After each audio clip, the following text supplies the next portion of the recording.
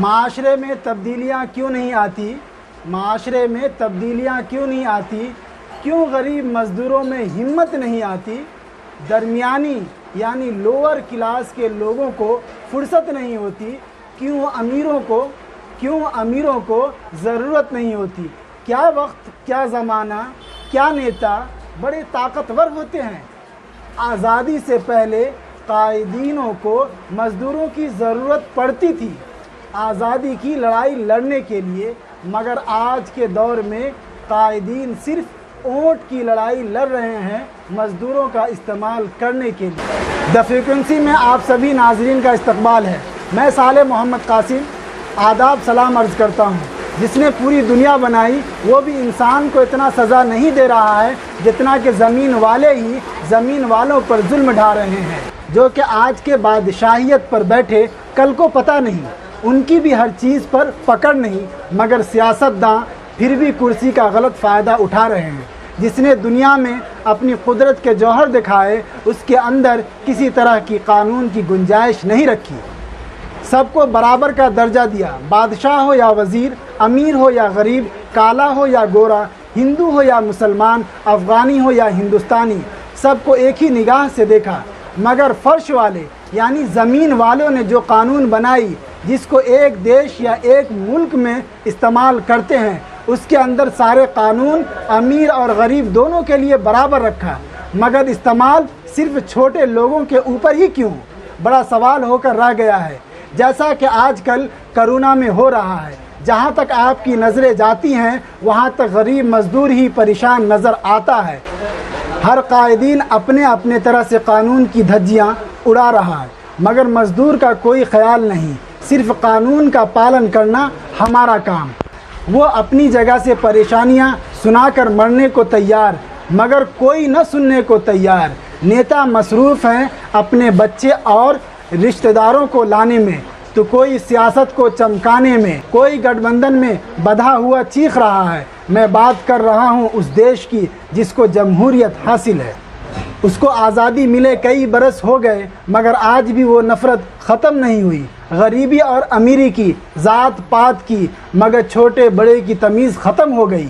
جس دیش میں جوانوں کی تعداد زیادہ، اب اس کو بوڑھے دیش میں تبدیل کر دیا گیا ہے۔ جس طرح ہمارا دیش ہندوستان جوان ہو کر آزاد ہوا تھا، اب لوگوں نے اس کو بڑھاپے میں کھڑا کر دیا ہے۔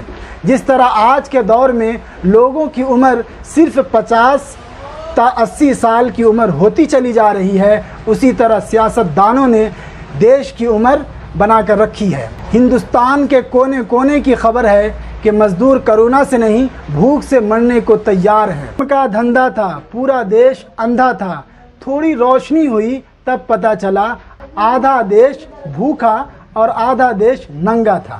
ہندوستانی مزدور کو پیسہ نہیں، تنخواہ والے کو تنخواہ نہیں، بے روزگاری چرم پر پہنچ گئی ہے۔ پھر بھی غریب اور مزدور دیش کے الگ الگ کونے میں لاک ڈاؤن کا پالن کر رہے ہیں، کچھ پیدل چلنے پر مجبور اور مرنے کو تیار۔ نیتا ہیں جو اپنی کرسی پر بیٹھ کر بادشاہیت کا فرمان سناتے جا رہے ہیں۔ وزیر اعظم نے اعلان کر دیا نوکری سے کسی کو نہ نکالے، مکاندار سے کہہ دیا کرایہ نہ لے، مگر بجلی اور پانی کا بل کون دے گا؟ وزیر اعظم سے کون پوچھے گا؟ نہ دیش کی ماحولیت کی فکر، نہ لوگوں کی جان کی فکر، بس اپنی کرسی کی شہنشاہیت کی فکر لگی ہے۔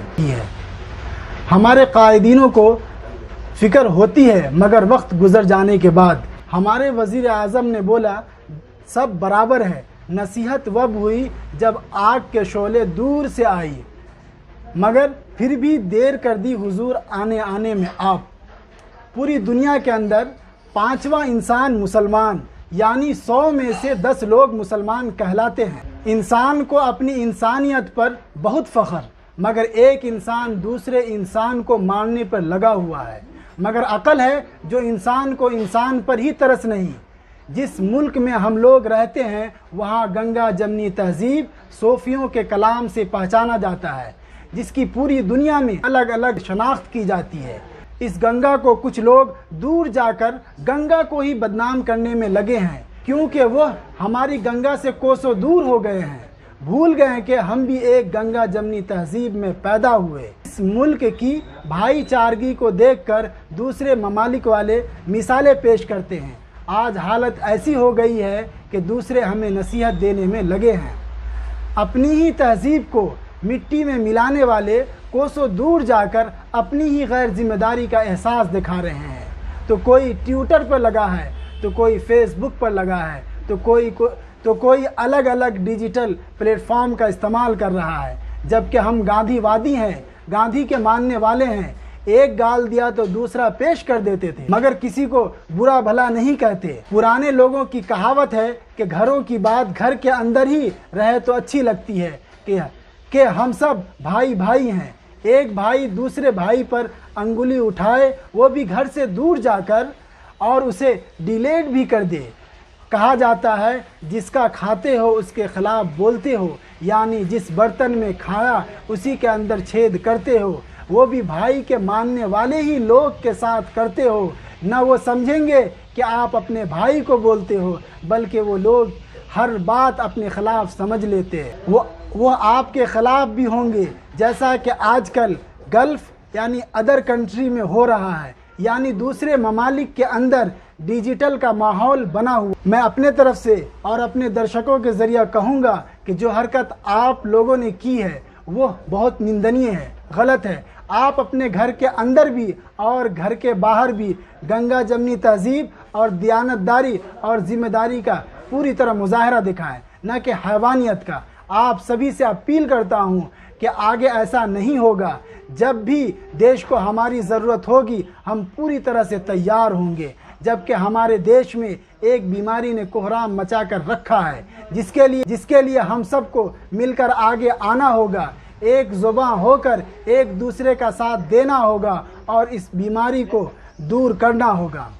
لاک ڈاؤن کے مراحل کتنے ہوں گے وہ نہ سرکار کو پتہ ہے نہ عوام کو، مگر جب لاک ڈاؤن کھلے گا تو آپ لوگوں کی کچھ ذمہ داریاں بنے گی، وہ یہ کہ اپنے آس پڑوس میں کیا ہو رہا ہے ان سب کا خیال رکھنا ہوگا، جس کے لیے آپ سبھی کو یہ کام کرنے ہوں گے۔ پہلا کام اپنے گھر کے اندر الگ الگ ایکٹیویٹیز کو بدلنے ہوں گے۔ آپ کہاں جا رہے ہیں، کون سا کام کر رہے ہیں اور کس کے ساتھ اٹھنا بیٹھنا ہے۔ دوسرا کام آس پڑوس میں صاف صفائی کا خیال رکھنا ہوگا، اور اگر نہ ہوا تو GHMC والے کو خبر کرنا ہوگا۔ جس طرح شہر میں کئی جگہ پر سینیٹائز کرایا جا رہا ہے، کیا آپ کے محلے میں بھی ہو رہا ہے یا نہیں؟ اگر یہ سب کام صحیح طریقے سے نہیں ہو رہا ہے تو آپ اپنے علاقے کے MLA MP یا SDM کو خبر ضرور کریں، اور ان سب ماحول کو ایونٹ میں تبدیل نہ ہونے دیں، کیونکہ ایونٹ ہی اس بیماری کا سب سے بڑا ذریعہ ہے۔ تیسرا کام دواخانہ میں دوائیاں ہے یا نہیں، اور کیا سہولت پہلی کی طرح ہے یا کچھ تبدیلیاں بھی اس کے اندر آئی ہے یا نہیں۔ چوتھا کام سپلائی چین۔ سپلائی چین کا مطلب یہ ہے کہ آپ کے آس پڑوس والی دکانوں کے اندر ضرورت کی چیزیں ہیں یا نہیں۔ ان سب باتوں پر اس لیے زور دیا جا رہا ہے کہ لاک ڈاؤن کے مراحل الگ الگ دور سے گزرنے والا ہے۔ اگر آپ کے نزدیکی دکانوں میں سامان ہی اگر نہ ہوگا تو آپ کو سہولت کہاں سے ملے گی۔ پانچواں کام سوشل یعنی فزیکل ڈسٹنسنگ، آس پاس کے لوگوں سے دوری بنائے رکھنا اور خود دوسروں کو بھی بتانا۔ چھٹا کام ایمرجنسی سچویشن، اگر محلے میں کسی طرح سے ایمرجنسی پیش آتی ہے تو اس کی تیاری کہاں تک ہے۔ ان سب 6 چیزوں کی خبر ہر ذمہ داری ہندوستانی کو لینا ہوگا اور دیش کو اس مہاماری سے بچانا ہوگا۔ 6 کام وہ ہیں۔ پہلا کام اپنے گھروں کا خیال رکھنا، آس پڑوس والے پر نظر رکھنا۔ دوسرا کام صاف صفائی کا پوری طرح خیال ہونا ضروری ہے۔ تیسرا کام دواخانہ اور دوائیوں کی سہولت۔ چھٹا کام دکانوں میں مٹیریل کا ہونا جو ضرورت کے سامان مہیا کرائے جاتے ہیں۔ پانچواں کام ایمرجنسی سچویشن کے لیے محلے کو تیار رکھنا، یعنی ایمبولینس وغیرہ۔ سوشل یعنی فزیکل ڈسٹنسنگ کا خیال رکھنا۔ ان سب کا خیال رکھنا ہماری اور آپ کی ذمہ داری ہے۔ اب آپ کی ذمہ داری ہے کہ اس کو پوری طرح استعمال کرنے کی۔ آپ سب لوگ اپنا اپنا پورا خیال رکھیں اور آس پڑوس کا بھی خیال رکھیں۔ کیمرامین توصیف احمد کے ساتھ ہماری پوری ٹیم کو اجازت دیجیے. آپ سبھی کا بہت بہت شکریہ. دھنیہ واد.